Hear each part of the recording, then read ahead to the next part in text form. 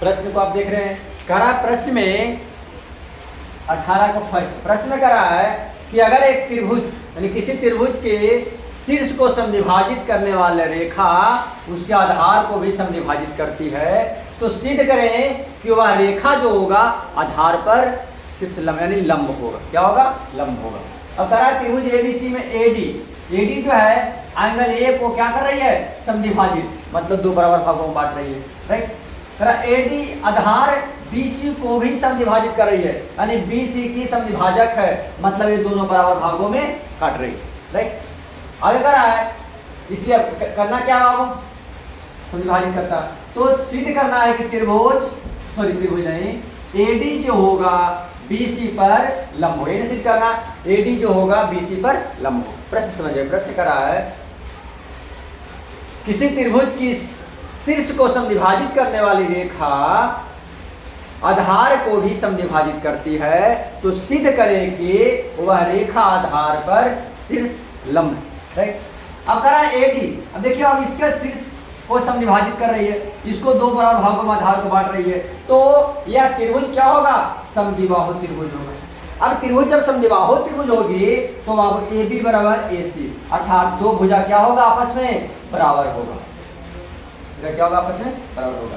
अब चलेंगे हम लोग आपको ए बी डी और ए सी डी दोनों त्रिभुज में चलेंगे।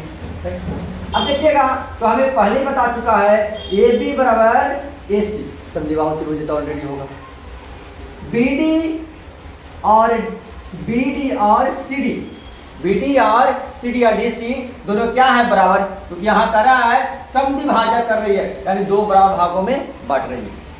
फिर अब एडी आपको पहले बता चुके हैं कि एडी क्या है? उभनिष्ठ यानी कॉमन हमेशा यूज कर रहे हैं हम लोग। तो यहाँ देखिए साइड से त्रिभुज ए बी डी और ए सी डी क्या है? सर्वांगसम साइड।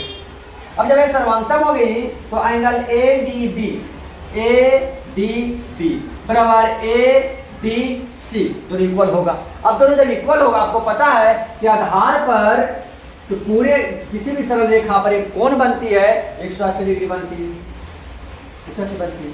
अब 180 को दो बराबर भागों में काटने का अर्थ है कि दोनों क्या है? 90 कब काटे बराबर, क्योंकि बाबू शीर्ष लंब कर रही है, दो बराबर भागों में भुजा भी काट रही है, तो इस पूरे एंगल को दो बराबर भागों में डिवाइड कर रही है।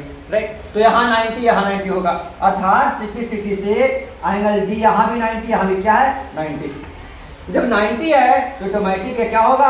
हम समझ रहे कि क्या होगा? लंब होगा। ये हमारा प्रमाण हो गया। समझ में आ गया? ठीक है, लिखिए इसको।